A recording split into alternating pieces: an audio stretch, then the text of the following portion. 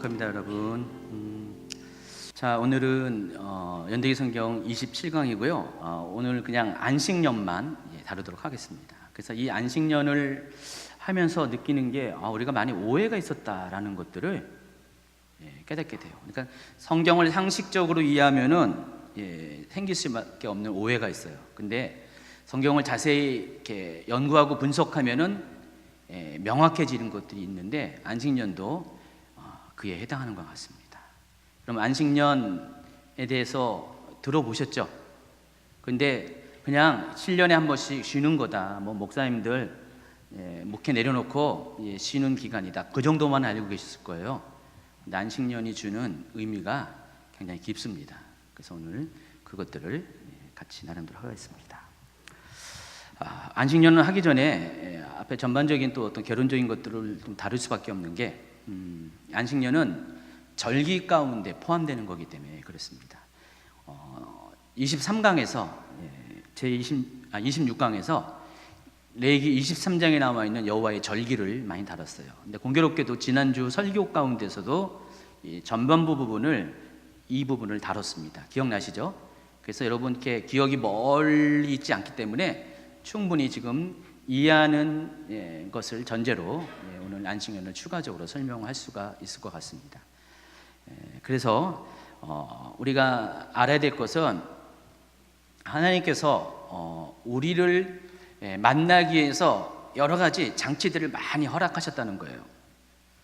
우리가 하나님을 만나는 통로가 뭐죠? 예배죠. 근데 그 예배를 드릴 수 있도록 하나님이 우리에게 이미 여러 가지 장치를 허락하셨어요.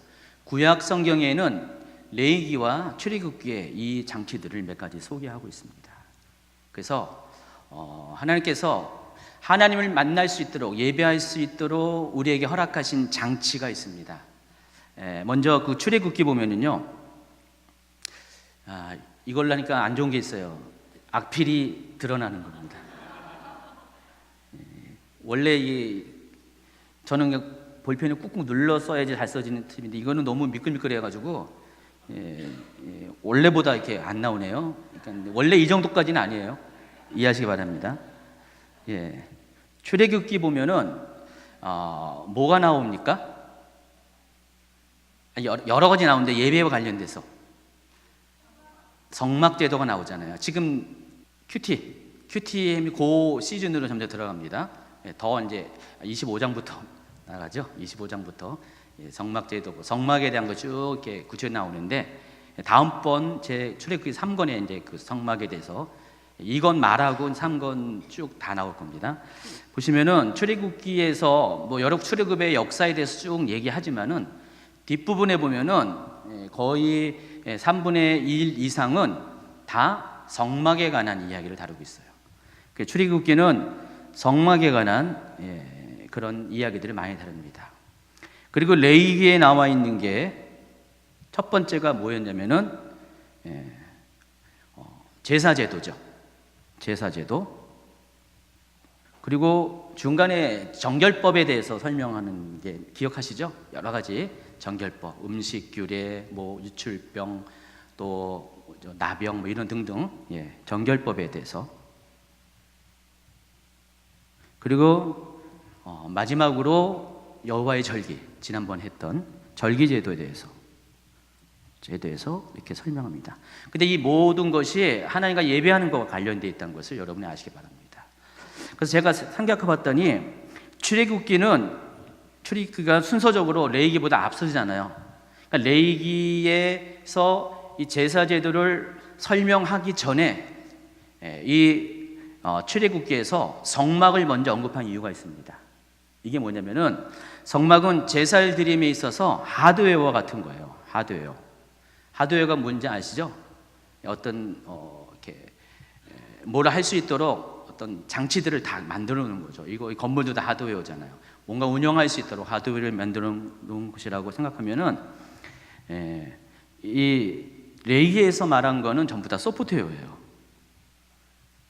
그러니까 성막이라는 하드웨어 안에서 제사도 드리고 또 정결법도 시행하고 절기도 다 여기서 드리게 되어 있습니다. 그래서 이것이 총체적으로 이것이 목표로 하는 것이 하나님을 예배하는 거예요. 하나님을 예배. 이해하시겠죠? 그래서 출애굽과 레위기는요, 이 부분에 대해서 다루고 있습니다. 그래서 이러한 것들 통해서 우리가 뭘 이해할 수 있냐면은, 우리가 어떻게 하나님께 나아갈 수 있는가, 하나님을 만날 수 있는가, 또 우리를 만나시는 하나님의 우리를 향한 계획들이 무엇인가를 이런 것들 통해서 우리가 알 수가 있습니다. 그래서 이러한 하드웨어, 소프트웨어, 이 모든 것들이 정점을 향해서 하나님에 대해서 소개하고 하나님을 만날 수 있게끔 우리를 인도하시는 분이 누구예요? 바로 예수 그리스도예요. 그래서 성막제도 안에는 우리가 어떻게 하나님께 나아갈 수 있는 방법들을 쫙 설명했잖아요. 지난번에 그 이재진 선교사님이 성막 기도라는 주제를 가지고 강의를 해주셨고요.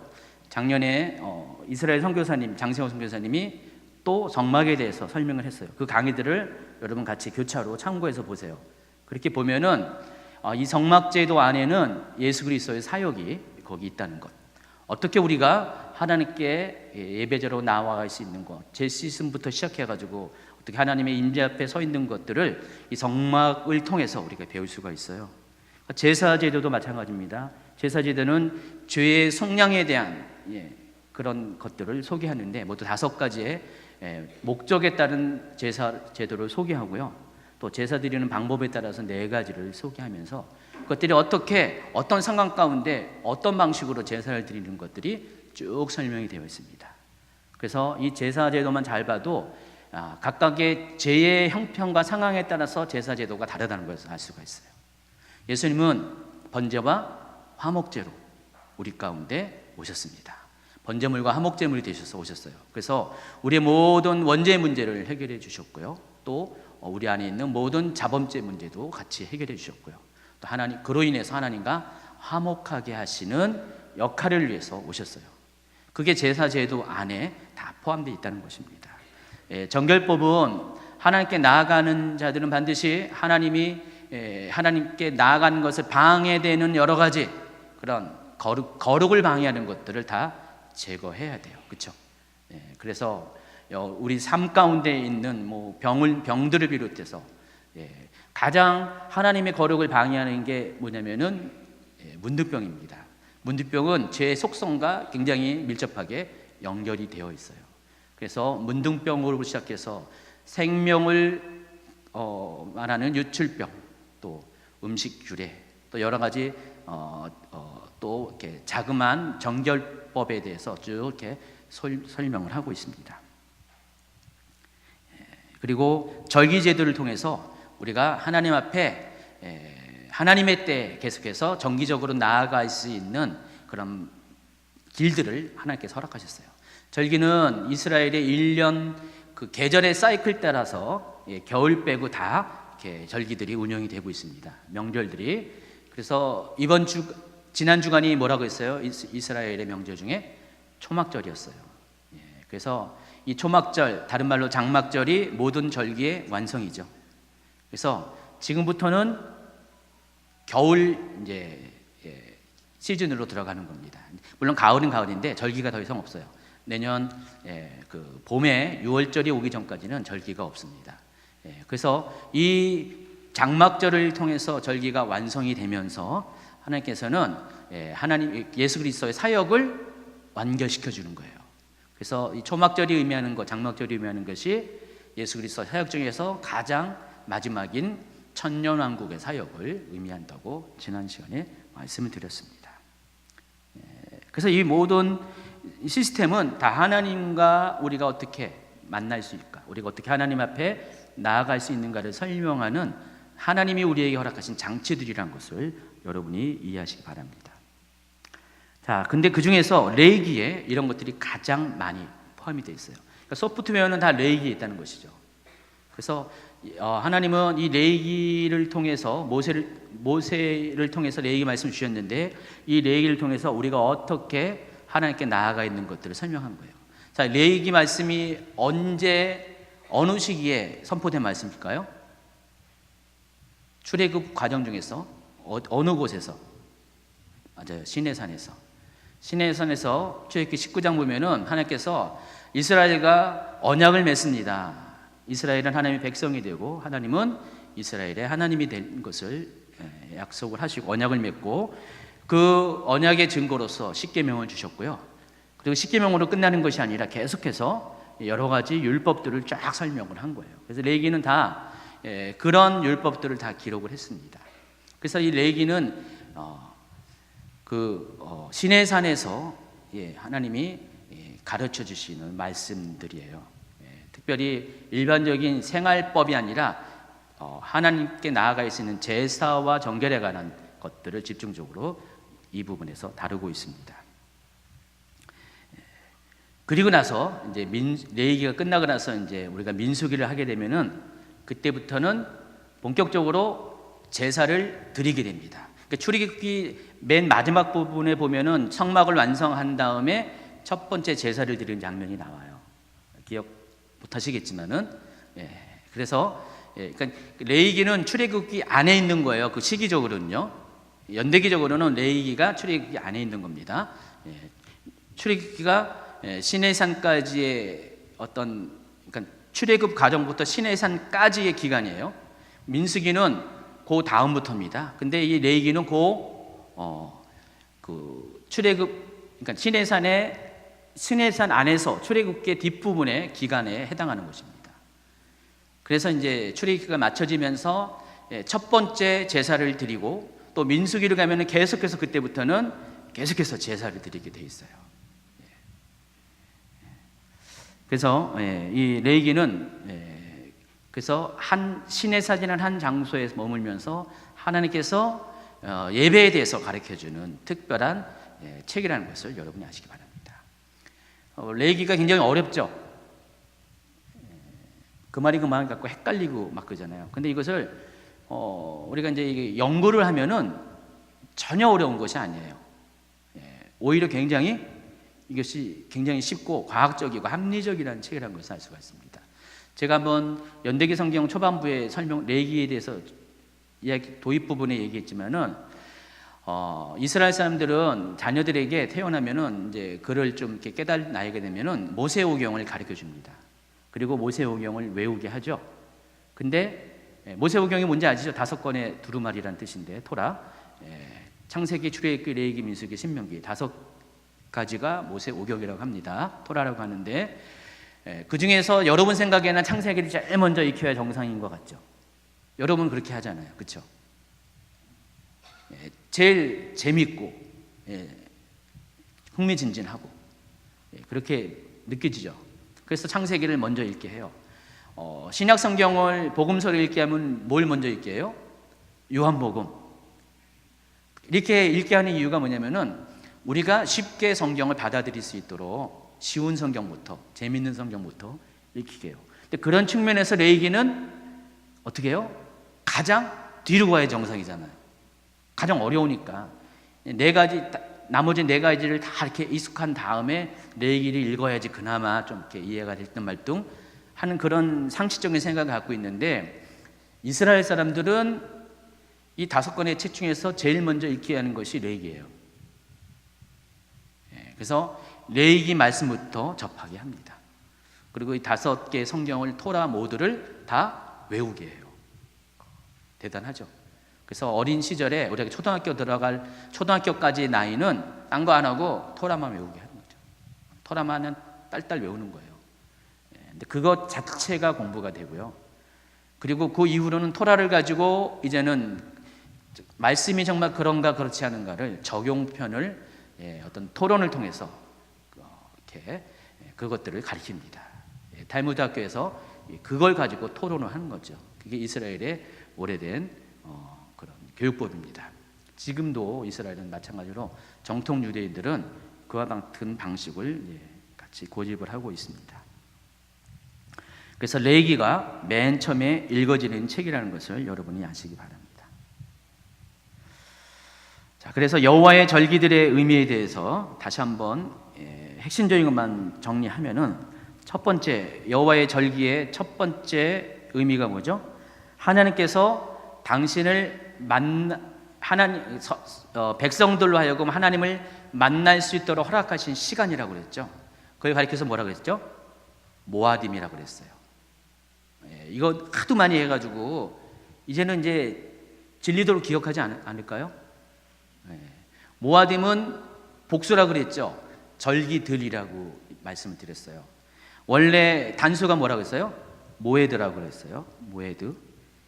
이게 단수인데 이게 절기들 하면은 복수로 돼가지고 모아딤 해가지고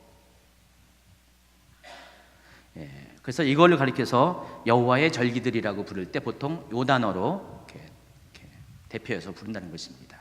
그래서 여러분 이제 제가 이제 모아딤 하면은 다 이해하셔야 되죠, 그렇죠? 하나님께서 이 모아딤을 주신 이유는 바로 이 시간들을 통해서 하나님의 백성들을 만나기 위해서,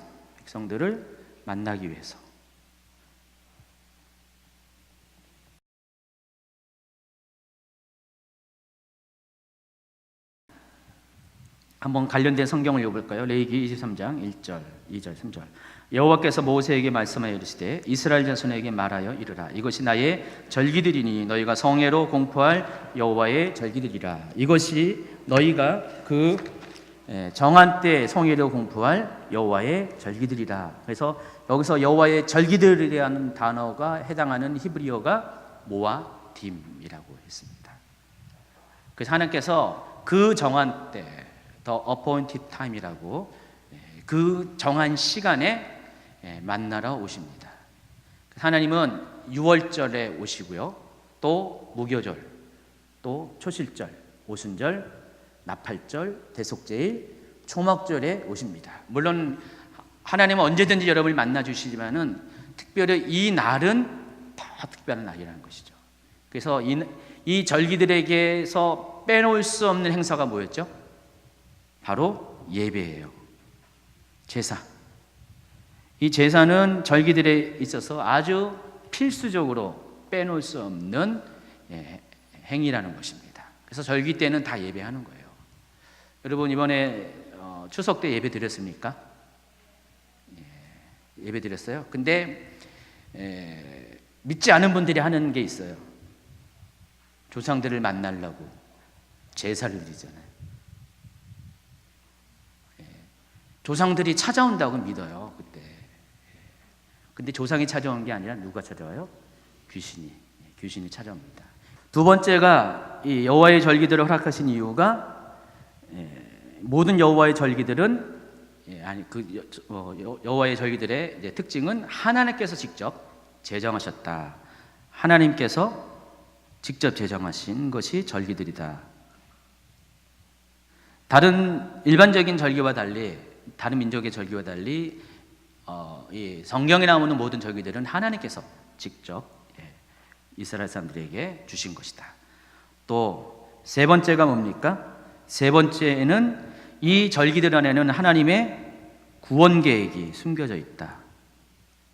특별히 예수 그리스도의 사역과 관련돼서 이거 다 이제 여러분 이해하시겠죠? 그래서 이 여호와의 절기들이 모두가 7개의 절기들이 레위기 27장에 소개했습니다. 그래서 시간 순서적으로 이 절기들이 모두 7개의 절기가 시간 순서적으로 이렇게 찾아오게 되고요. 그 중에서 유월절, 무교절, 초실절, 맥주절은 모두가 그리스도의 사역 가운데 이미 과거의 시간대에 성취됐어요. 예수님의 초림의 시기에 성취됐고요. 그리고 지금 2000년의 간격이 있고요. 그리고 앞으로 성취될 절기들이 나팔절, 속죄일, 그리고 초막절이라고 설명했습니다. 그래서 나팔절이 의미하는 게 뭐라고 했어요? 나팔절이 예수 그리스도의 공중강림,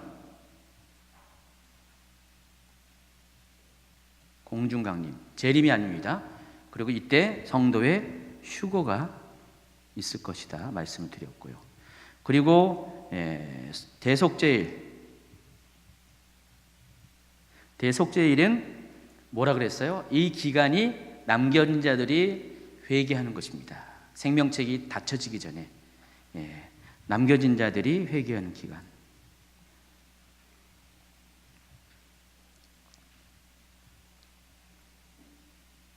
왜냐하면은 요때가 지나면은 생명책이 닫혀지기 때문에 마지막 구원받을 기간이라는 것입니다.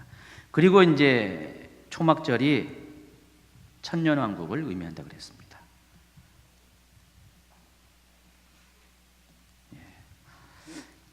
이게 지난 주일날 다 설계한 거예요. 자 그런데 오늘은 그 레위기 23장을 설명하면서 7대 절기를 설명하기 앞서서 잠깐 지나갔듯 소개한 것이 있어요. 안식일입니다. 기억나실 거예요? 레위기 23장은 절기들을 소개하는데 그 절기들을 소개할 때 제일 먼저 소개한 것이 안식일이었어요. 3절부터 나오죠. 23장.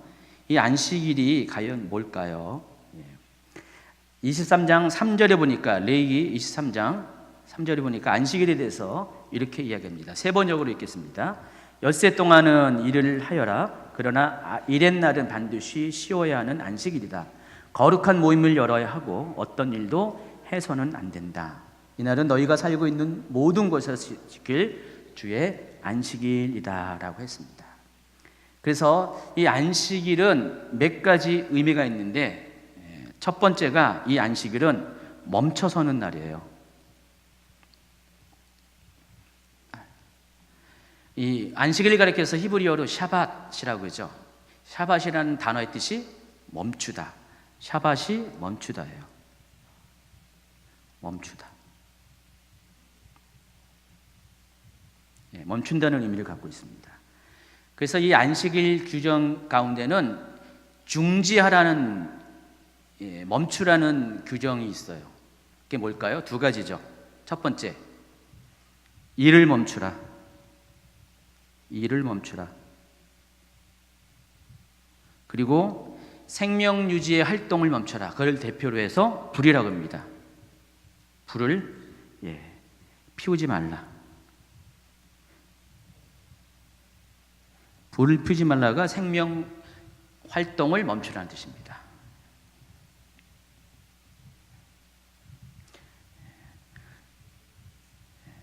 그래서 하나님께서 샤밧을 주신 첫 번째 목적이 멈추게 하기 위한 것입니다. 근데 왜 멈춰야 될까요? 멈춰야 될 이유.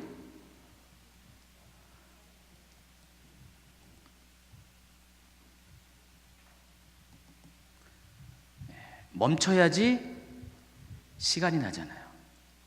하나님을 예배할 수 있는 시간이 납니다. 여러분 중에 이렇게 생업 때문에 일을 하는 분이 있잖아요. 근데 어쩔 수 없어서 주일날 출근을 하게 되는 경우가 있죠. 간혹가다 한 번은 그럴 수가 있을 수도 있겠죠. 그것 때문에 하나님은 지옥 가게 하지 않겠죠. 그렇죠? 어느 분들은, 종교적인 분들은 안식일을 지키라고 했는데 안식일을 지키지 않았다. 십계명이 나오잖아요. 십계명 중에 하나잖아요. 그래서 지옥 간다라고 가르치는 분들이 실제로 있어요. 근데 그렇게 따지면은 지옥 안 갈 분 한 분도 없어요. 다 지옥 갑니다.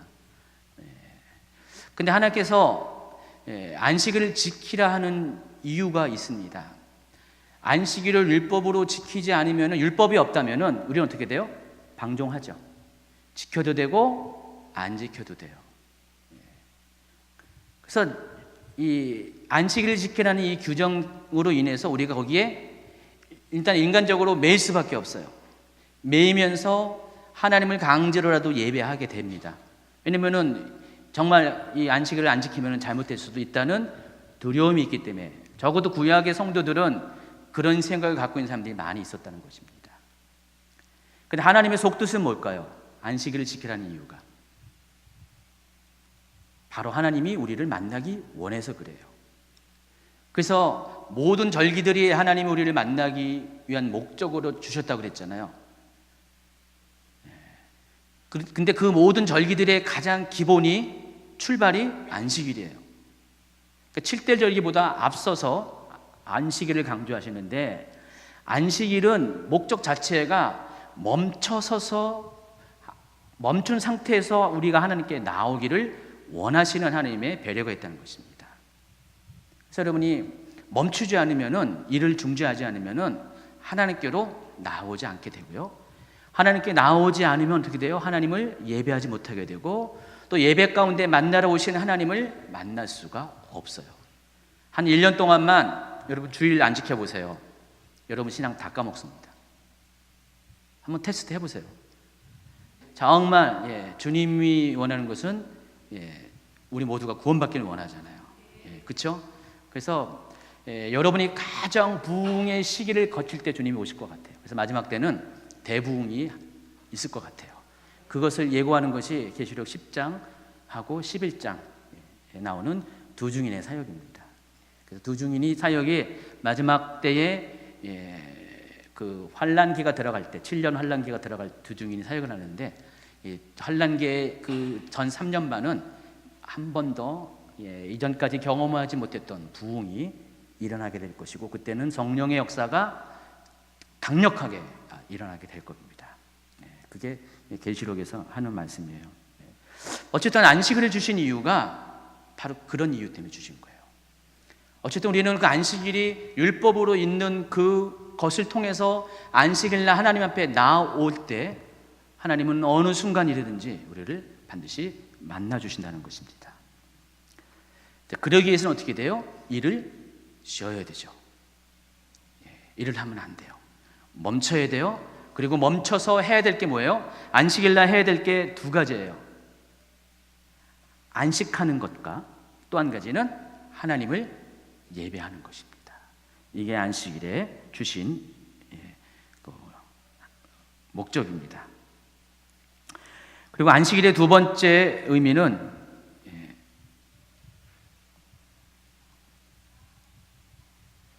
안식일 두 번째 의미는 완성된 날입니다. 완성된 날. 안식일은 완성된 날이라는 의미가 있어요. 왜 7일째 쉬셨을까? 모든 것들을 완성시켰기 때문에 그래요. 7일째는 이거는 완성된 날이라는 뜻이에요. 창세기 2장 1절, 2절, 3절 읽겠습니다. 천지와 만물이 다 이루니라. 하나님의 지으시던 일이 일곱째 날이 이를 때에 마치니 그 지으시던 일이 다음으로 일곱째 날에 안식하시니라. 여기서 안식하시니라가 샤밧 하시니라 그랬습니다. 아까 샤밧이 무슨 첫 번째 뜻이 뭐라고 했어요? 멈추다라는 뜻이죠. 예배하기 위해서 멈춘 거고요. 두 번째 이 샤밧은 쉬기 위해서, 안식하기 위해서 멈춘 겁니다.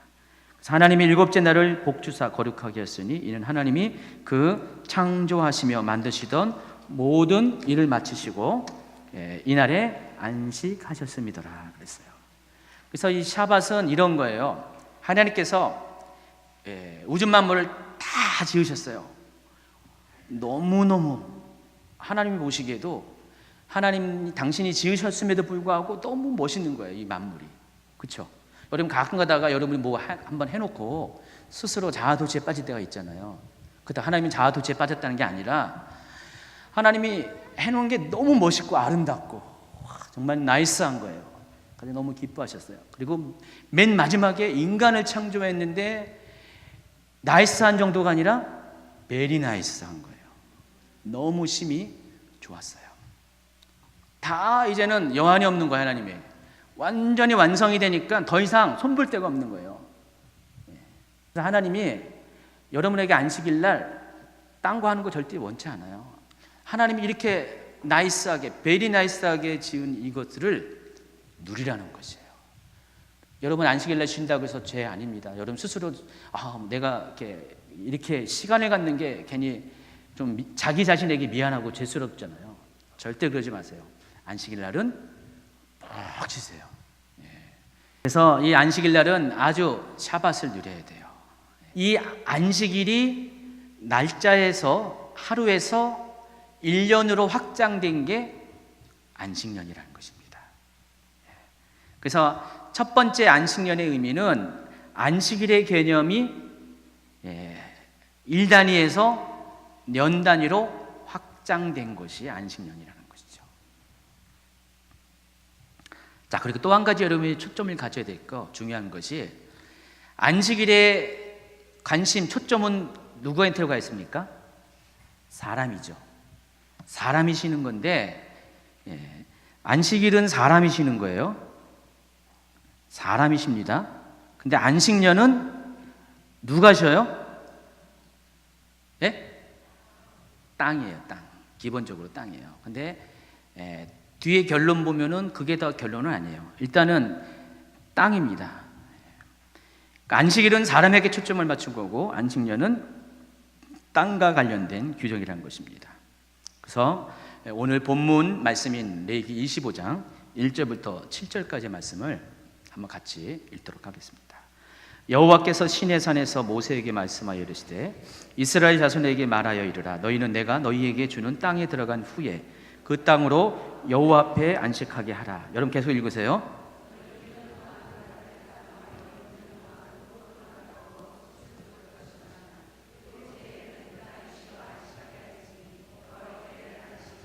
너는 그 밭에 파종하거나 포도원을 가꾸지 말며 내가 거둔 후에 자라는 것을 거두지 말고 가꾸지 아니한 포도나무가 맺은 열매를 거두지 말라.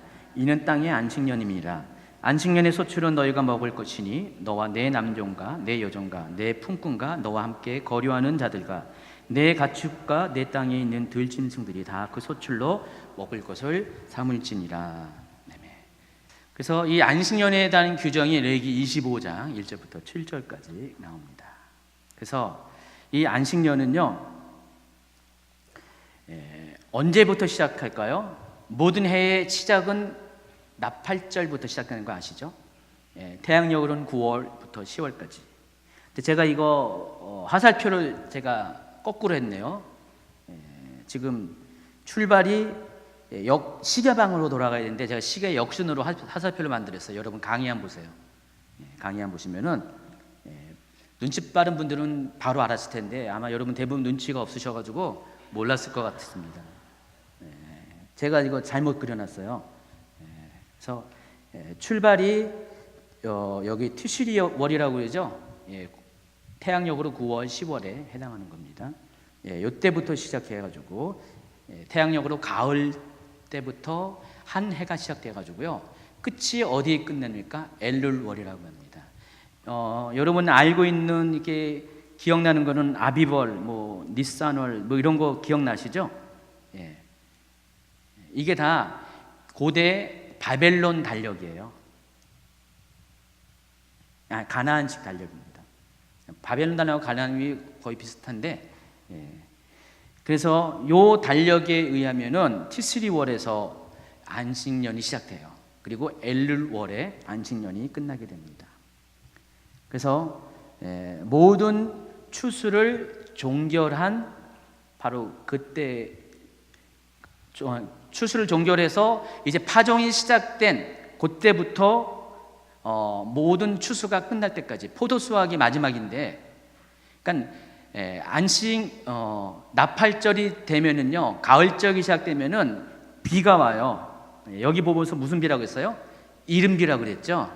그러니까 농사를 기준으로 해가지고 이스라엘은 달력이 가을부터 시작하니까 첫 번째 오는 비를 가리켜서 이른비라고 해요. 그러니까 우리 개념하고 달라요. 우리는 봄에 오는 게 이른비고 가을에 오는 게 늦은 비잖아요. 근데 이스라엘은 가을에 오는 비가 이른비고 봄에 오는 비가 늦은 비예요. 여러분 6개월의 시간 차이가 있다는 것을 꼭 명심하셔야 됩니다. 그래서 이 이른비가 오는 목적이 뭐냐면은 그동안 밭이 여름 동안에 전부 다 푸석푸석해졌을 거 아니에요. 고온 건조했기 때문에, 비가 안 오기 때문에. 그래서 그 밭을 이제는 새로 농사를 지으면은 비가 한 번에 많이 와야 돼요. 많이 와서 땅을 전부 다 비가 스며들게 해가지고 땅을 부드럽게 해야 됩니다. 그때부터 밭갈이가 시작되는 거예요. 그래서 이스라엘은 농사가 가을부터 시작해요. 한국은 농사가 봄부터 시작하죠. 그래서 이스라엘은 가을부터 시작해가지고 가을부터 봄까지 그 6개월 기간이 우기예요. 이스라엘은. 그러니까 한국과 전부 다 6개월이 정반대예요. 시간 계절이 바뀝니다. 그래서 요거를 잘 이해해야지 이 성경을 잘 이해할 수가 있는 거예요. 그래서 요때 밭갈이가 시작돼 가지고 계속해서 파종이 되고, 그래서 봄에 6월절 무렵에 초실절 날 첫 보리 농사가 시작됐고, 보리 수확이 일어나고, 오순절 때 밀 수확이 일어나고, 그리고 계속해서 무화과 나무부터 시작해 가지고 석류, 올리브 나무, 그리고 맨 마지막에 포도나무까지 쭉 이렇게 추수가 끝나는 게 엘룰월에 끝난다는 것입니다. 그래서 안식년이 그 엘룰월에 끝나게 됩니다. 이거 1년 동안을 가리켜서 안식년이라고 합니다. 이 안식년을 주신 몇 가지 이유가 있는데, 여기 여러분 1번부터 7번까지는요 여러분이 개인적으로 쭉 보시고요. 특별히 제가 이거 외에 성경적인 근거를 가지고 안식년이 주는 의미에 대해서 소개를 할 겁니다. 안식년은 뭐라고 했어요? 첫 번째가 땅에 대한 안식이라고 그랬어요. 안식년은 땅에 대한 안식이라고 했어요. 땅. 사람이 아니라 땅이라고 말씀을 드렸습니다. 25장 2절, 그 땅으로 여호와 앞에 안식하게 하라. 또 4절, 일곱째 해에는 그 땅이 쉬어 안식하게 할지니 여호와께 대한 안식이라 그랬습니다. 그래서 계속해서 성경은 땅에 대해서 안식을 가리키고 있어요.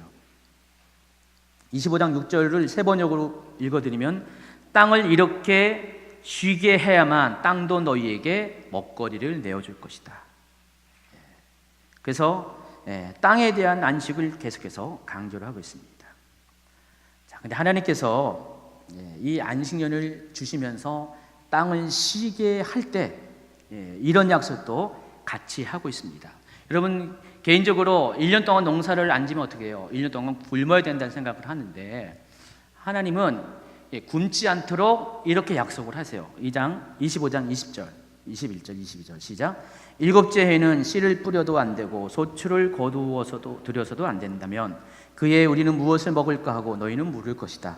그러나 여섯째 해에 내가 너희에게 복을 베풀어 세 해 동안 먹을 소출이 그 한 해에 나게 하겠다.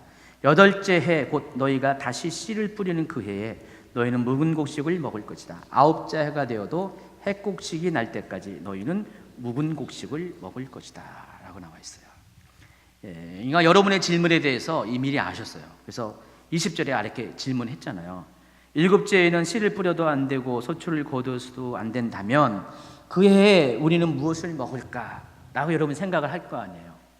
하나님께서 이 질문에 대해서 여러분이 의심을 갖고 있는 것을 아시고 이렇게 말씀하시는 게 21절과 22절인 것입니다. 여섯째 해에 어떻게 하신다고요? 2배의 소출을 주시는 거예요. 여기는 세이라는 것은 여섯째 해까지 다 포함시키는 거예요. 여섯째, 일곱째, 여덟 번째 해. 근데 실제적으로는 2배의 소출이죠. 그러니까 여섯 번째 해에 추수가 끝난 다음에 안식년이 찾아오면 농사를 짓지 못하잖아요. 근데 하나님께서 어떻게 해요? 미리 마지막 농사 때 평소의 소출의 2배를 주시겠다고 약속을 하신 거예요. 그래서 그걸 가지고 안식년 동안에 평소대로 1년 동안에 그 전에 난 걸로 먹고요. 그리고 여덟 번째에는 안식년 동안 농사를 짓지 못했기 때문에 먹을 게 없는데 미리 더블로 주신 그걸 가지고 여덟 번째 해에 다시 농사를 짓는 그 해에 먹을 수 있게끔 2배의 소출을 주시겠다 약속을 하셨다는 것입니다. 어쨌든 하나님께서 이렇게 배려를 하십니다.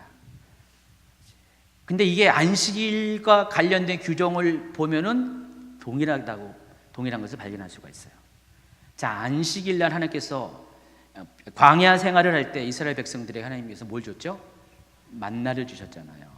근데 이 만나도 안식일 날 되기 전에 어떻게 해요? 여섯 번째 되는 날은 2배를 거두게 했고요.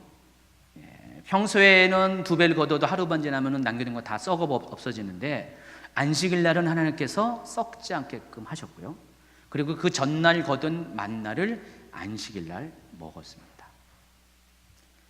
그래서 이 만나를 주신 규정과 안식일 날 소출을 주신 규정과 결국 똑같다는 것을 알 수가 있어요. 그러니까 안식일에서 안식년으로 이것들이 확장이 된 거란 것을 여러분이 아시기 바랍니다. 또 안식년과 관련돼서 여러분이 한 가지 더 알아야 될 것이 있어요. 안식년에는 예외 규정이 있다는 것입니다. 그게 뭐냐면은 25장 5절을 보세요. 373페이지 보세요. 거둘 때에 떨어져 저절로 자란 것들은 거두지 말아야 하며 너희가 가꾸지 않은 포도나무에서 저절로 열린 포도는 따서는 안 된다. 이것이 땅의 안식년이다 라고 했어요. 하나님께서 이 말이 뭐냐면은 6년 동안 이제 농사를 졌어요. 그런데 농사를 졌는데 매년 씨를 뿌리는 것들은 당연히 씨를 뿌리지 않으면 자랄 수가 없는데 나무와 같은 것들 있잖아요. 가령 무슨 포도나무 같은 것들 1년 동안 그 포도나무에 거름을 안 둔다고 해서 소출이 안 열리나요? 열리잖아요. 또 그와 같이 어떻게 또 저절로 자라는 곡식들도 있어요. 그런 것에 대해서 이야기하는 거예요. 그러니까 안식년 동안 모든 그 땅의 농사가 중지되는 것은 아니라는 거예요. 그러니까 사람이 손을 미처 들지 않아도 농사가 저절로 되는 품목들이 좀 있다는 거예요. 그런 것에 대해서 뭐라 그랬어요? 그것도 거두지 말아야 된다는 것입니다. 그러니까 안식년은 그런 거예요. 일도 하지 말아야 되지만은 보너스로 생기는 것조차도 챙기지 말라는 것입니다. 자, 그런데 10절, 11절에는 또 이런 이야기를 합니다. 너희는 6해 동안은 밭에 씨를 뿌려서 그 소출을 거둬들이고 7째에는 땅을 놀리고 묵혀서 거기서 자라는 것은 무엇이나 가난한 사람들이 먹게 하고 그렇게 하고도 남은 것은 들짐승이 먹게 해야 한다. 너희의 포도밭과 올리브밭도 그렇게 해야 한다. 왜 하나님이 이런 말을 하셨을까? 분명히 5절에서는 저절로 난 것은 그것조차도 건들지 말라고 했는데 갑자기 11절에는 그것을 건들려고 합니다. 근데 조건이 있죠. 가난한 자들 또 들짐승. 첫 번째는 가난한 자들, 그리고 남는 것은 들짐승이 먹도록. 하나님이 왜 그랬을까? 저는 하나님의 섬세함이 여기, 또 국률함이 여기서 발견됩니다. 깜짝 놀랐어요. 이걸 보면서 하나님이 얼마나 함정인 분이시라는 것을 새삼 느끼게 됩니다. 여러분, 이스라엘에서 가난한 자와 부자의 차이가 기준이 뭔지 아십니까? 땅과 관련돼 있어요.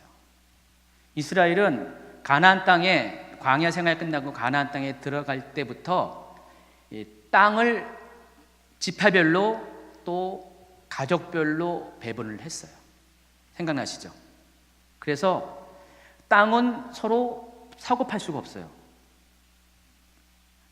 반드시 이 땅은 그 가문에게, 후손에게 유산으로 물려줘야 돼요.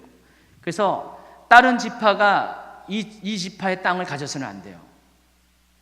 그래서 그렇게 하신 이유는 지파별로 주신 기업이기 때문에 그 지파들이 대대손손 그 땅을 가지고 먹고 살아야 되는 거예요. 그래서 기업이에요, 기업. 그 가문의 기업이라는 것입니다. 그래서 아무리 어려워도 땅은 사고 팔 수가 없어요. 다만 한 가지 방법이 있죠. 빌릴 수가 있어요. 땅을 담보로.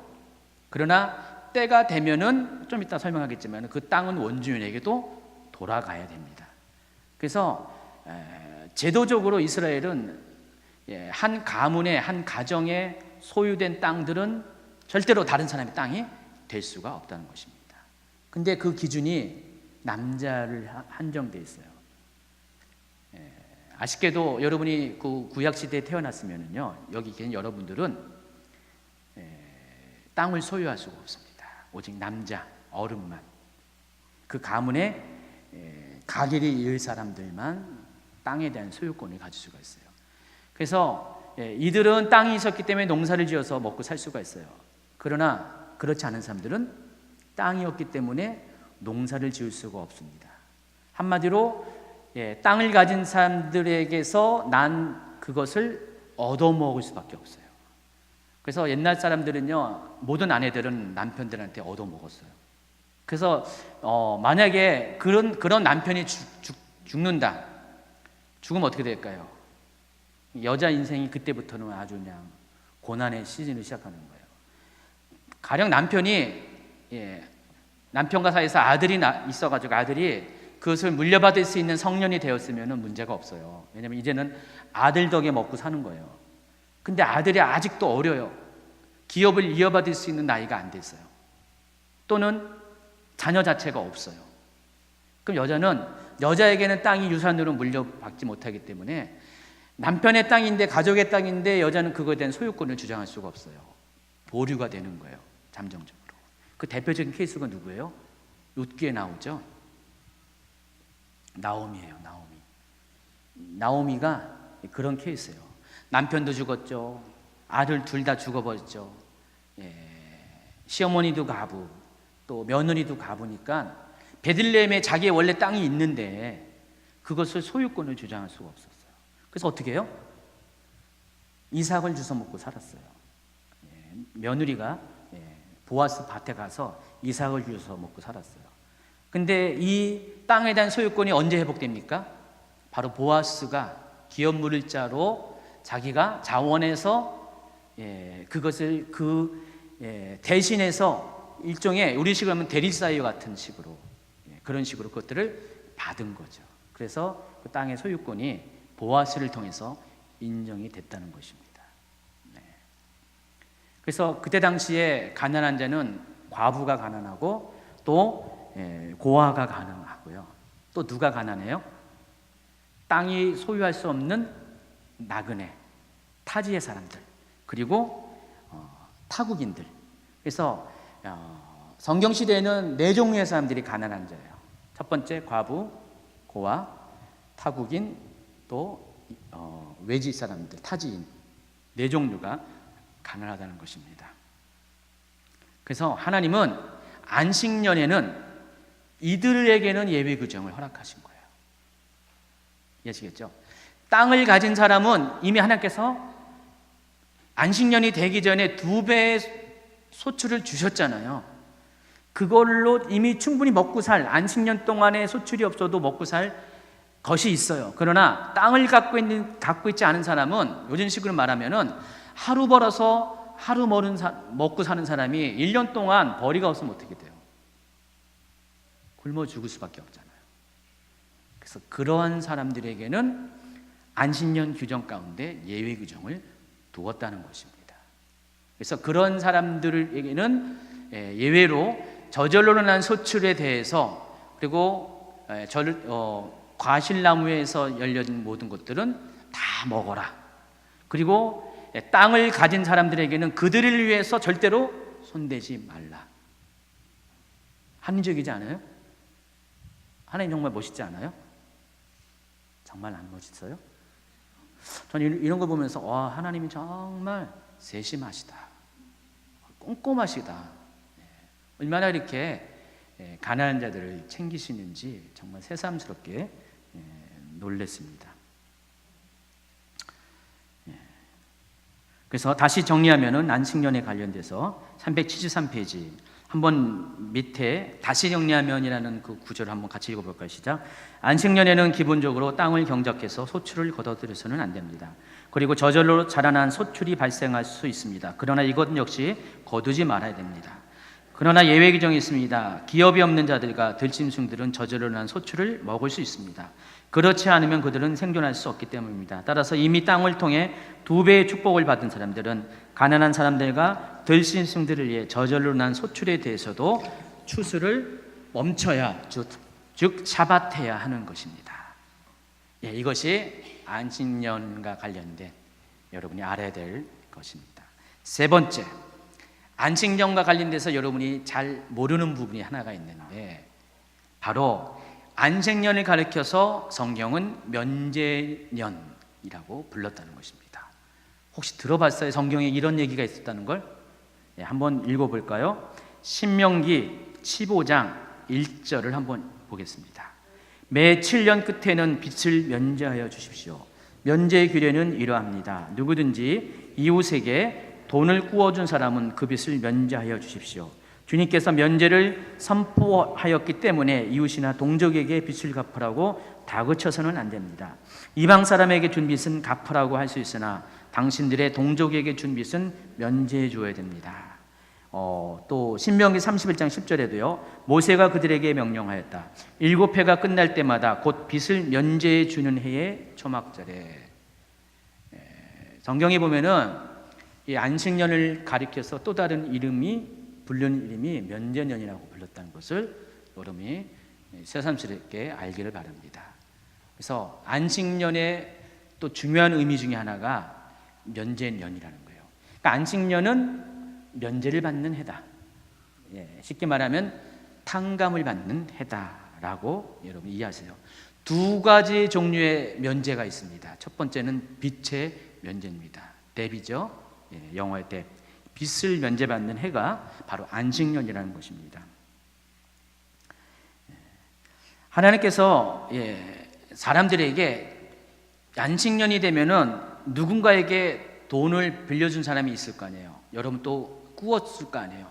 그러면 안식년이 되는 해가 되면은 나팔절부터 시작해서 그 해가 되면은 이제는 그 한 해 동안에 빚을 탕감해 주는 일들이 서서히 진행됩니다. 그리고 그 해의 마지막 때가 되는 엘룰월이라고 했죠. 제가 아까 그 달력에 보면은 이 엘룰월이 마지막 날이 29일이래요. 29일이 되면은 그동안 1년 동안 미뤘던 것들을 한꺼번에 다 탕감해야 돼요. 왜냐하면 이 시간을 넘기면 안 돼요. 그래서 물론 지금은 이스라엘이 이거 안 지켜요. 근데 예전에 이스라엘은 엘룰월 29일이 되면은, 다시 말해서 나팔절이 되기 전에 보면은 완전히 모든 사람들이 다 빚을 탕감을 받게 된다는 것입니다. 왜 그럴까 생각해 봤어요. 그랬더니 아마 이 사람들이 그럴 거예요. 어차피 안식년은 면제년이라고 했으니까 탕감받는 해니까 해가 시작하는 첫날부터 해야 되는데 불구하고 믿음 있는 사람은 그렇게 하는데, 하나님을 사랑하는 율법을 지키는 그렇게 하는데, 대부분의 사람들은, 여러분도 그럴 거예요. 1년은 버티다가 마지막 날이 되면은 그때는 더 이상 미룰 수 없으니까 그때 탕감해 주는, 사람이 속성이 그렇잖아요. 그래서 이 마지막 날이 가리켜서 면제년의 면제일이라고 불렀대요. 이해하세요?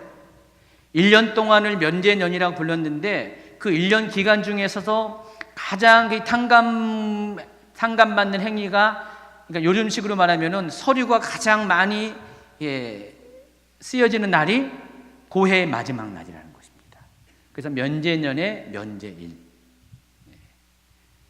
그래서 이스라엘에서는 엘룰월 29일이 많이 빚이 탕감받는 아주 절정을 이룬 날이라고 합니다. 어쨌든 하나님이 일곱 번째 해가 될 때마다 빚을 면제해 주는 것입니다. 근데 여러분 한 가지 알아야 될 것이, 이 안식년은 상대적인 수치가 아니라 절대적인 수치예요. 이 말은 뭐냐면은 자기가 원하는 기준에 의해서 오늘부터 6년이 지나고 7년째가 안식년이 아니라, 이 안식년은 아예 하나님께서 정해준 날짜예요. 언제부터 기준인지 아세요? 이스라엘 사람들이 광야 생활을 끝내고 가나안 땅에 들어가서 첫 번째 농사를 지었죠. 그때가 대략 BC 1405년경입니다. 1405년경이에요. 1446년에 BC 1446년에 출애굽이 시작됐고요. 1405년에 가나안 정복이 이제 가나안 땅에 들어갔어요. 그러니까 그 해에 첫 소출을 얻었어요. 그러니까 그때를 기준으로 해가지고요, BC 1405년을 기준으로 해서 그때부터 안식년이 카운트되는 거예요. 근데 그 해를 기준으로 6년 지나고 7년째 되는 해가 첫 번째 안식년이에요. 그럼 계산해 보세요. BC 1405년에서 7을 빼요. 1397년이에요? 8년이에요? 8년이 되겠죠? 1398년이 첫 번째 안식년이에요. 이게 절대적인 수치라는 거예요. 상대적인 게 아니라. 그러니까 그때부터 카운터를 계속 하는 거예요. 7년마다 안식년이 돌아오는 거예요. 그래서 그때부터 카운트 돼가지고 BC 1398년부터 이스라엘 사람들이 지금까지 안식년을 따지면 몇 번의 안식년이 왔을까요? 한번 계산을 쫙 해보세요. 쫙 1398년 플러스 지금 2017년이니까 그러면은 4015년 나누기 7, 4015년 나누기 7 하면은 500 몇십 번의 안식년이 왔을 거예요. 500 몇십 번의 안식년이 왔을 겁니다. 근데 이스라엘 사람들이 다 지켰을까요? 안 지켰어요. 어느 정도 지키다가 중간에 안식년이 끊어졌어요. 그래서 아까 그 397페이지는 그 얘기하는 거예요. 하나님께서 이렇게 말해요. 379페이지 한번 보세요. 미리 땡겨서 보면은 레위기 26장 33절을 보세요. 이렇게 말한 게 있습니다. 내가 너희를 여러 민족 중에 흩을 것이요 내가 칼을 빼어 너희를 따르게 하리니 너희의 땅이 황무하며 너희의 성읍이 황폐하리라. 너희가 원수의 땅에 살 동안에 너희의 본토가 황무할 것이므로 땅이 안식을 누릴 것이라. 그때 땅이 안식을 누리리라. 너희가 그 땅에 거주하는 동안 너희가 안식할 때 땅은 쉬지 못하였으나 그 땅이 황무할 동안에는 쉬게 되리라. 또 43절에 그들이 내 법도를 싫어하며 내 규례를 멸시하였으므로 그 땅을 떠나서 사람이 없을 때 그 땅은 황폐하여 안식을 누릴 것이요 그들은 자기 죄악의 형벌을 기쁘게 받으리라. 자, 이 말씀을 이해하기 위해서는 그 앞에 나와 있는 레위기 26장 3절부터 여러분이 봐야 돼요. 3절 볼까요? 같이 있습니다. 너희가 내 규례와 계명을 준행하면 해놓고 하나님께서 이런 복을 줄 것이라고 약속해요. 마치 신명기 28장처럼 똑같은 방식으로 설명합니다. 그리고 14절에는 이렇게 말합니다. 그러나 너희가 내게 청종하지 아니하며 이 모든 명령을 준행하지 아니하며 내 규례를 멸시하며 마음에 내 법도를 싫어하여 내 모든 계명을 준행하지 아니하며 내 언약을 배반할진대. 그러면은 이러한 하나님께서 일들을 징계를 하실 것이다라고 쭉 나와 있어요. 그 중에 하나가 방금 읽어드린 33절 이하의 이야기예요. 그래서 이게 뭐와 관련되냐면은 그 규례와 법도 중에 하나가 안식년인데 너희가 안식년을 지키지 않으면은 이렇게 할 것이다. 레위기에서 말씀하신 거예요. 그러니까 안식년을 지키지 않으면은 이렇게 할 것이다 라고 하는데 그 내용이 강제로 하나님이 안식년을 그 땅으로 하여금 안식년을 지키게 할 것이다. 농사를 못 짓게 할 것이다. 여러 가지 방법이 있는데 그 중에 하나가 거기서 농사를 지을 사람을 없이 하면 돼요.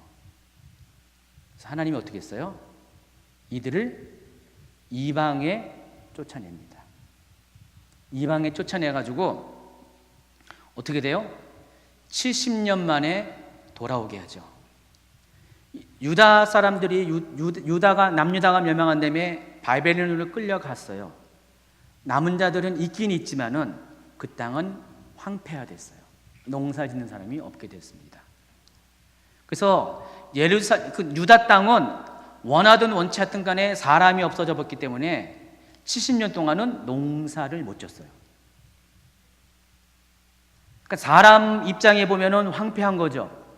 근데 하나님의 입장에서는 안식한 거예요, 그날이. 자, 역대하 36장 20절 20절 시작. 칼에서 살아남은 자를 그가 바벨론으로 사로잡아가매 무리가 거기서 갈대아 왕과 그의 자손의 노예가 되어서 바사국이 통치할 때까지 이르리라. 이에 토지가 황폐하여 땅이 안식년을 누린 것 같이 안식하여 70년을 지냈으니 여호와께서 예레미야 입으로 하신 말씀이 이루어졌더라. 땅이 안식년을 누린 것 같이 토지가 황폐하여 땅이 안식년을 누린 것 같이 70년이 지냈다. 그 뭐예요? 그동안 지켜야 될 안식년이 지켜지지 않았는데 그 횟수가 뭐라고요? 70년. 그러면 7 곱하기 7 해보세요. 490년. 지금은 하나님께서 계산한 계산법에 의하면 이스라엘 백성이 490년 동안을 안식년을 안 지켰다는 거예요.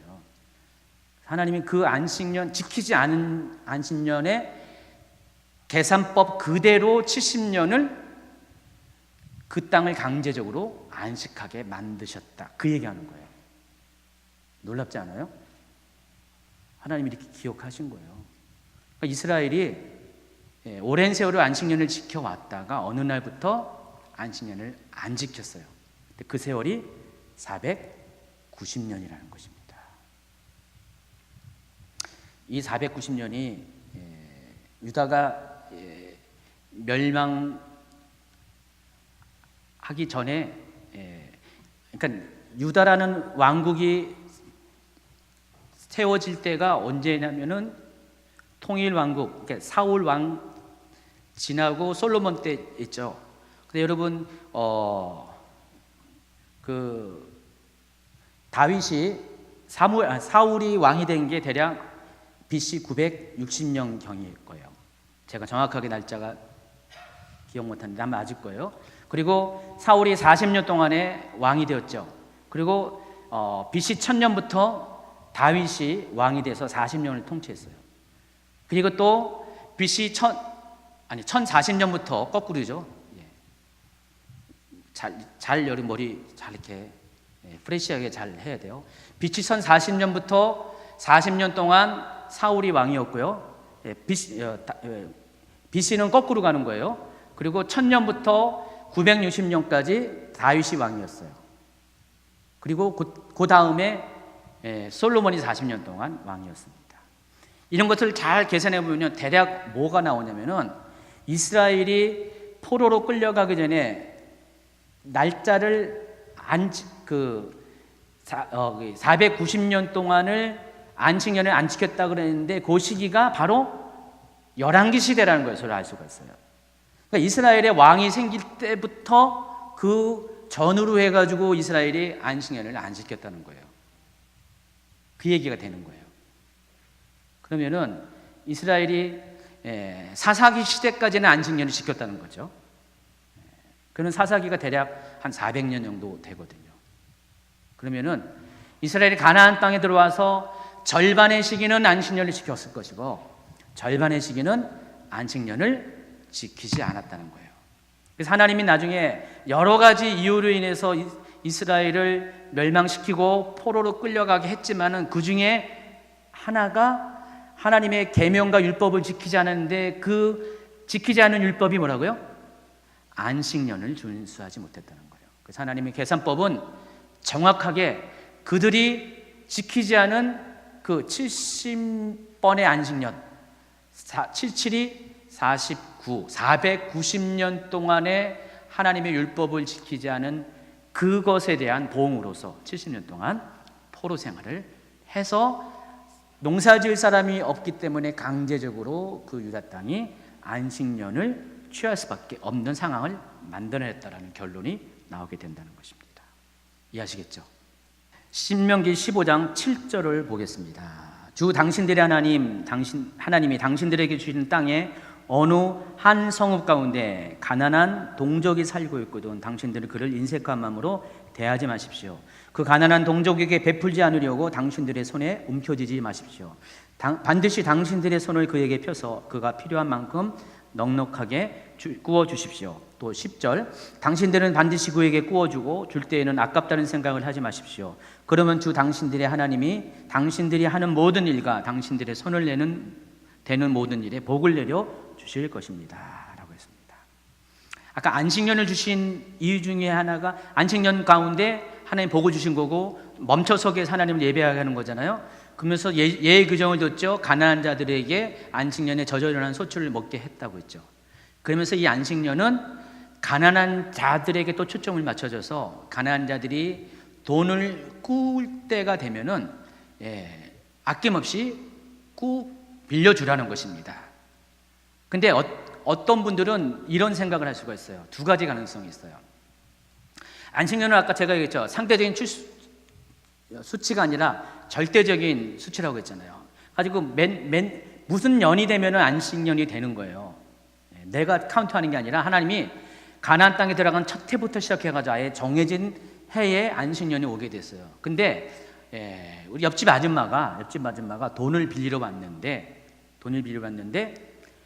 해필이면은 내년이 되면은 안식년인데 올해 돈을 빌리러 온 거예요.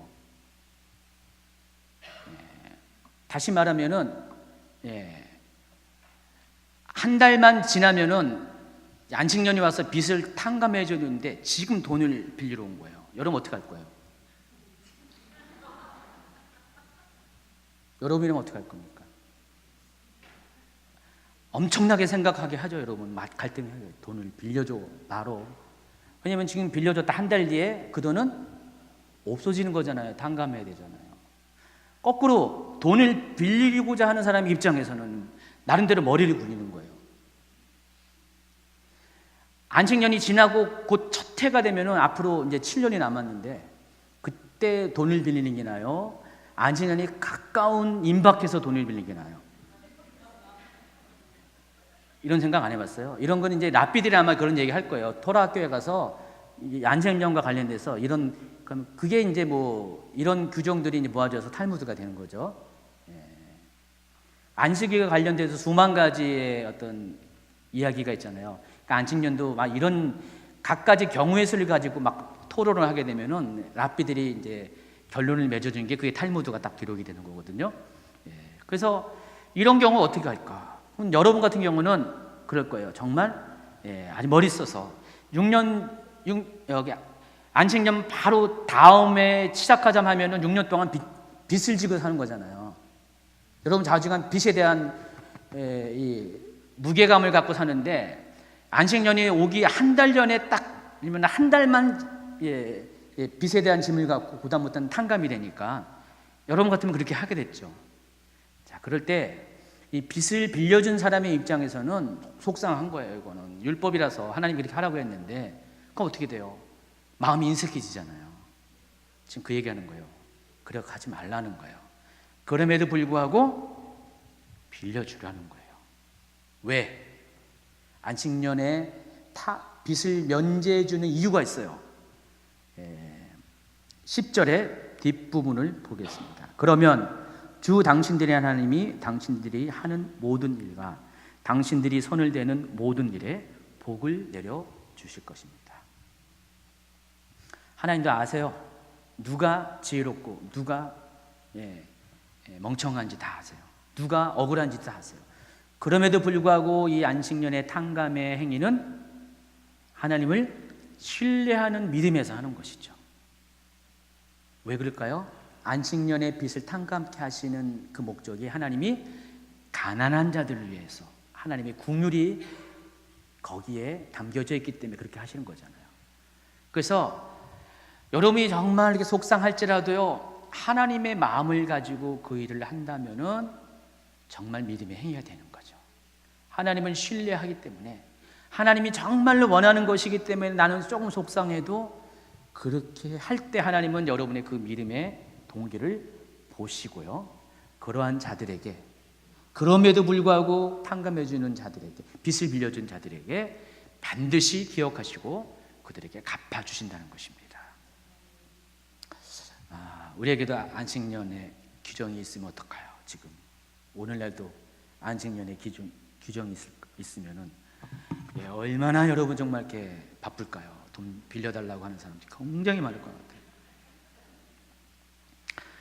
근데 성경에서 돈을 빌려줄 때 동거래의 원칙이 있어요. 꿔줄 때는 받을 것을 생각하고 받지 말라는 거예요. 여러분 남 돈 꿔준 적 있었죠? 돈 꿔주는 그날부터 갚을 때까지 얼마나 여러분의 마음속에 신앙이 되는 것이 빌려준 그 사실. 근데 지혜로운 사람은요, 잊어버리는 게 제일 좋아요. 구워줄 수 없을 때는 구워주지 못하는 거죠. 근데 구워줄 수 있을 때는 구워주되 받을 생각을 아예 하지 마세요. 또 한편으로는 그걸 이용하지도 말아요. 여러분 그렇게 해가지고 사기치듯이 여러 사람에게 안식년이 오니까 곧 오니까 다 하나님은 절대로 축복하지 않습니다. 근데 설사 그렇게 그걸 알면서도 계속 구워주라는 거예요. 받을 생각하지 말라고. 그러면 누가 갚아준다고요? 하나님이 갚아줘요. 크리스찬들은 돈거래에 있어서 손해 많이 봐야 돼요. 저도 손해 많이 봤습니다. 오죽하면 우리 아이들이 왜 아빠는 맨날 손해보고 사냐고. 특별히 교회에 관련돼서 이전할 때마다 번번이 손해를 봤거든요. 그냥 주고 나오고 막 그랬었어요. 근데 생각해보세요. 여러분 다 증인이잖아요. 주고 우리는 아무것도 없는데 하나님이 몇 배로 또 10배 이상으로 채워주셔서 지금 여기까지 오게 하셨잖아요. 주는 것이 더 복된 겁니다. 받을 생각하지 마세요. 그래서 이것을 통해서 하나님은 어쨌든 간에 이것을 이용하는 사람도 있겠지만은 하나님의 뜻은 가난한 자들을 너희 중에 없게 하기 위한 것이에요. 어쨌든 하나님이 주신 기업들이 다 있었기 때문에 그들은 기업으로 먹고 살았어요. 근데 이 생각도 갑자기 해보겠네요. 왜 이스라엘 사람들이 안식년을 안 지켰을까? 이스라엘이 처음에는 지파의 경계가 분명했다고 그랬죠. 근데 시간이 가면 갈수록 지파의 경계가 흐릿해졌어요. 그리고 나중에는 땅은 서로 사고 팔지 말라 그랬는데 실제로 땅을 사고 팔았습니다. 나중에 후대에 가면 갈수록. 그때가 아마 열왕기 시대부터 그런 일이 생긴 거예요. 그러니까 열왕기 시대 때는 하나님의 율법이 희귀해졌어요. 그래서 여러분 요시야 왕이 종교개혁 군주로 여러분이 알려져 있잖아요. 요시야 왕. 요시야 왕이 성전을 수리할 때 발견한 것이 바로 신명기서였어요. 그걸 가지고 종교개혁이 일어났거든요. 유다 땅에. 그만큼 하나님의 율법이 거의 지켜지지 않은 때였어요. 적어도 다윗 때, 솔로몬 때 초반까지는 하나님의 율법이 잘 지켜졌다가 점점 이것들이 희미해질 때였고, 실은 그때부터 이런 안식년에 대한 그런 것들이 흐릿해졌다고 볼 수가 있고요. 그리고 그렇기 때문에 이런 것들이 실제적으로 하나님이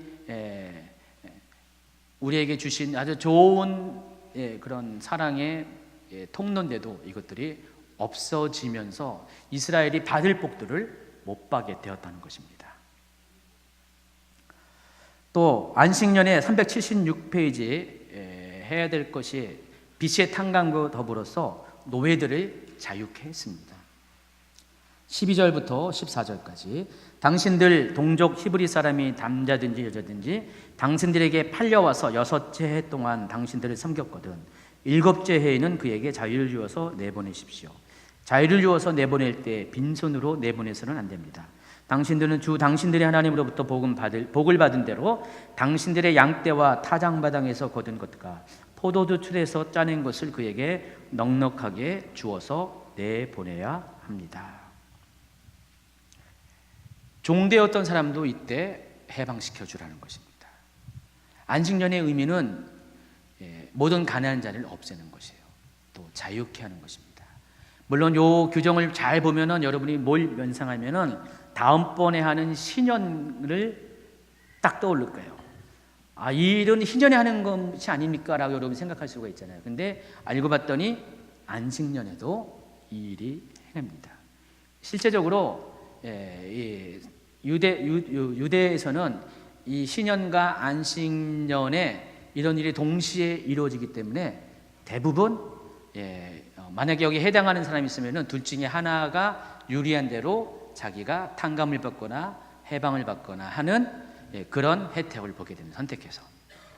어쨌든 사람들이 자기에게 먹고 살 게 없으면 스스로 노예가 될 수도 있고 그러잖아요. 그럴 때 그 사람이 히브리 사람일 경우 빚도 마찬가지예요. 타국인에게는 빚에 대해서 청구하라는 거예요. 네, 같은 동족에게는 그렇게 하지 말라는 거예요. 그래서 7째에는 자유를 주어서 내보내는데 그냥 내보내는 게 아니라 그 사람을 통해서 받은 복을 나누라는 것입니다. 빈손으로 보내지 말고 그들에게 품삯을 주라는 것입니다. 18절에 보니까 이렇게 해야 되는 이유에 대해서 빨간 글씨로 이렇게 합니다. 그렇게 내보내야만 주 당신들의 하나님이 당신들이 하는 모든 일에 복을 내려 주실 것입니다. 아멘. 이렇게 해야 되는 이유는 이것을 통해서 하나님이 여러분을 다시 축복할 수 있는 근거가 되기 때문에 그렇다는 것입니다. 자, 그러면은 안식년을 준수해야 될 이유에 대해서 설명합니다. 377페이지 이제 거의 종점에 와 닿고 있습니다. 얼마 안 남았습니다. 신명기 31장 10절부터 또 읽겠습니다. 모세가 그들에게 명령하여 이르기를 매 7년 끝해 곧 면제년의 초막절에, 여기는 안식년을 아예 면제년이라고 불렀죠. 온 이스라엘이 내 하나님 여호와 앞 그가 택하신 곳에 모일 때 이 율법을 낭독하여 온 이스라엘에게 듣게 할지니 곧 백성의 남녀와 어린이와 내 성금 아래 거류하는 타국민을 모으고 그들에게 듣고 배우고 내 하나님 여호와를 경외하며 이 율법의 모든 말씀을 지켜 행하게 하고 또 너희가 요단을 건너가서 차지할 땅에 거주할 동안에 이 말씀을 알지 못하는 그들의 자녀에게 듣고 내 하나님 여호와 경외하기를 배우게 할지니라 그랬습니다. 안식년마다, 그러니까 면제년마다 초막절 축제 때, 초막절은 안식년이 오자마자 얼마 같은 월에 있는 나팔절부터 한 해가 시작되니까 나팔이 불려지면서 안식년이 선포되는 거죠. 7년째 되는 해. 그리고 바로 그 열흘 정도의 열 며칠의 시간이 지난 다음에 초막절이 오게 되는데 그때에 온 이스라엘을 다 불러 모으라는 거예요. 성회를 모으라는 거예요. 그리고 그들에게 하나님의 말씀을 전하라는 것입니다. 율법을 가르치라는 것입니다. 남녀노소 다, 심지어 그 땅에 거하는 타국인까지도, 외국인까지 전부 다 들짐승들을 빼고는 전부 다 불러 모아서 말씀을 낭독하고 율법을 가르치라고 얘기합니다. 자, 그런데 왜 초막절에 그렇게 하냐는 것이죠. 지난 주간에 제가 초막절을 이야기해서 여러분이 충분히 이것을 이해할 수 있을 것이라고 생각합니다. 지난주 설교를 기억하신 분들은 알 거예요. 초막절을 주신 이유가 뭐죠? 내 주 하나님을 기억하게 하기 위해서. 초막은 하나님을 기억하는 장소고 초막절은 하나님을 기억하는 기간이라는 것입니다. 그래서 하나님은 지금 안식년이 되는 해, 면제되는 해, 다른 것이 아니라 바로 그 하나님을 기억하는 그 주간에, 그 명절 기간에 하나님의 말씀을, 율법을 읽어드리면서 하나님께서 너희들에게 하신 것들이 이러한 것들인 것을 이야기하라는 것입니다. 그래서 안식년은 쉼이 있는 것이고 또 탕감이 있는 해이고 또 한 가지는 하나님을 기억하는 해라는 것입니다. 안식일의 연장이라는 거예요. 또 이것도요. 안식일을 통해서 여러분 뭐예요? 하는 일이 하나님을 기억하는 것입니다. 쉬면서 하나님을 예배하잖아요. 그러니까 안식년 동안 여러분이 해야 될 것은 하나님의 율법을 들으면서 하나님의 말씀을 계속 강론하면서 안식년 동안 1년 동안 농사 안 지면 뭐 할 것 같아요, 여러분? 놀러 다녀요? 어떻게 해요? 옛날 이스라엘 백성들 생각해 보세요. 그 1년 동안 뭐 하고 살 것 같아요? 농사도 안 짓는데. 그렇잖아요. 며칠 연휴 기간 동안에 아무것도 안 하고 3일 동안 잤더니 너무 지긋지긋하죠. 빨리 교회를 가고 싶죠. 예배 드리고 싶지 않아요? 그래서 그때 할 수 있는 것이 뭐냐면은 하나님을 예배하는 것이에요. 그래서 하나님은 안식년을 통해서 뭘 우리에게 요구하냐? 하나님을 가까이 하기를 원하는 거예요. 그동안 밀어넣었던 하나님과의 관계를 회복하기를 원하고요. 왜냐하면 일을 안 해도 되니까, 생계에 매달리지 않아도 되니까.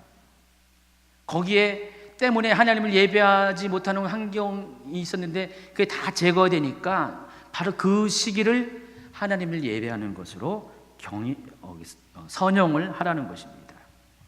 그래서 안식년을 주신 궁극적인 이유는 안식년을 통해서 하나님께서는 당신의 백성들을 보다 깊이 만나기 위해서 안식년을 허락했다는 것입니다. 안식일을 왜 주셨다고요? 하나님이 그 안식을 통해서 하나님의 백성들을 만나길 원하는 것처럼 안식년을 통해서 하나님은 그 백성들을 만나길 원하셨다는 거예요. 그래서 다 보장해 주는 거예요. 먹을 것 다 보장해 주실 것 다 보장해 주는 거예요. 사람들이 그것 때문에 신경 쓰지 않게끔, 먹고 사는 것 때문에 염려하지 않게끔 필요한 것들을 다 공급해 주시면서, 그러니까 넌 나 만나자, 나랑 시간을 보내자, 그렇게 특별히 정해놓은 시간이 안식년이라는 것입니다. 이해하시겠죠?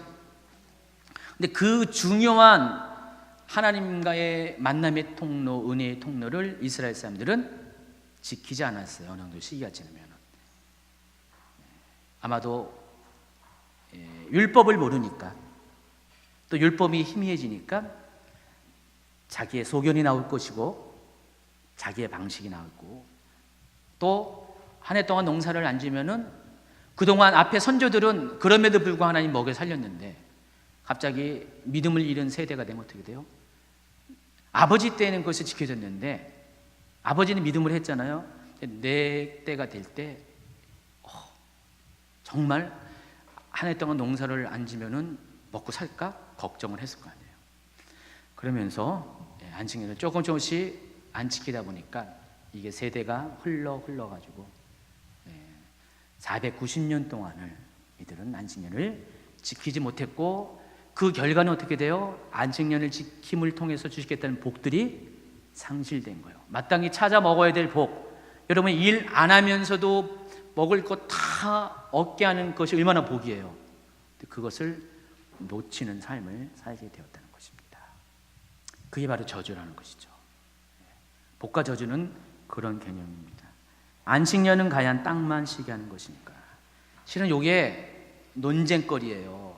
오늘 분명히 얘기했죠. 안식년은 사람에 관련된 규정이 아니라 땅과 관련된 규정이라는 것입니다. 근데 많은 목회자들이 이제 7년 동안의 안식년을 가져요.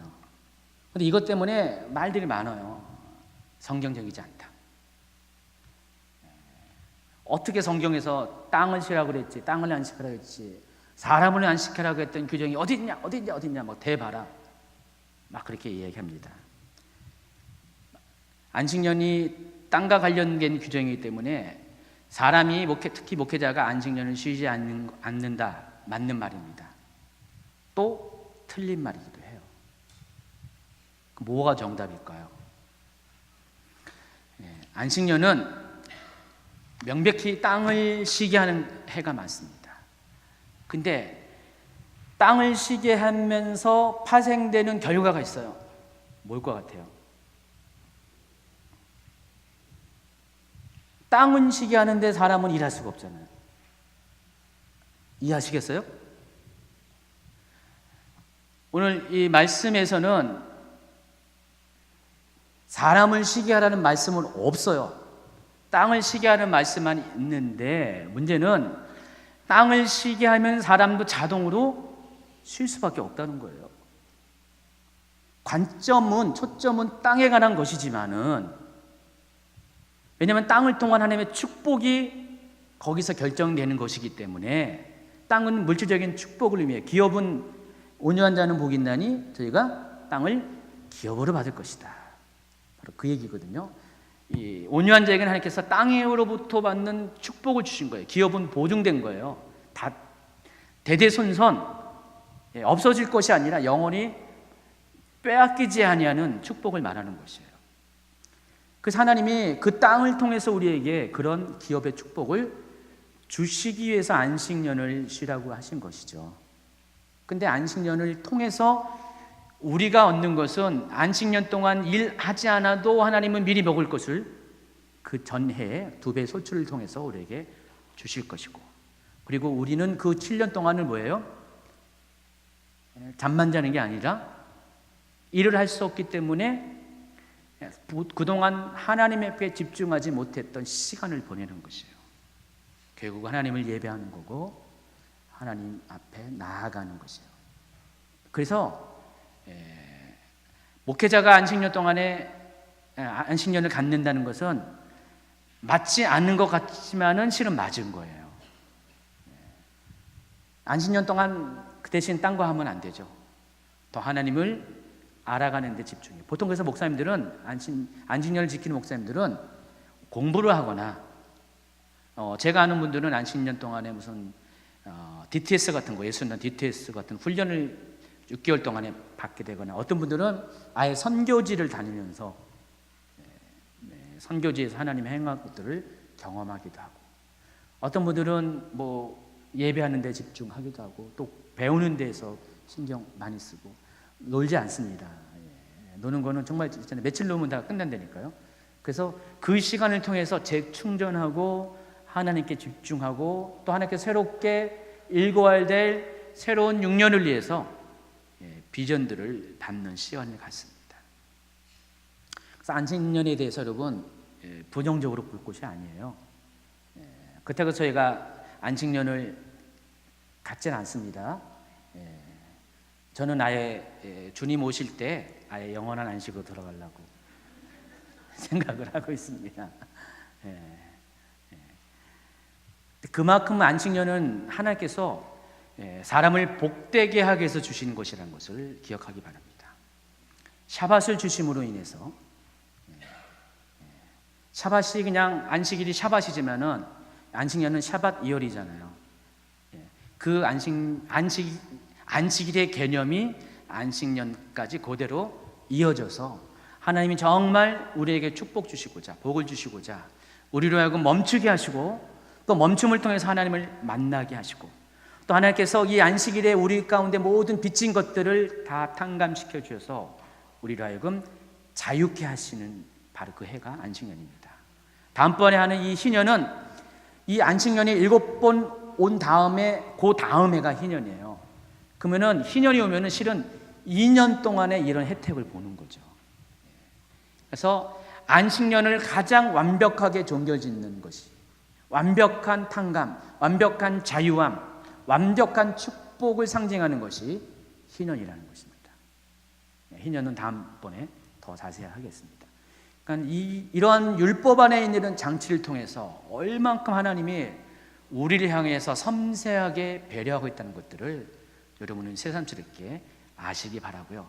그리고 이 규정들은 부자나 땅을 기업으로 가진 부자나 가난한 자나 동일하게 하나님의 방식으로 우리에게 적용되고 있다는 것들을 깨닫길 바랍니다. 그래서 이 안식년에 주는 축복들을 여러분 모두가 누리길 바랍니다.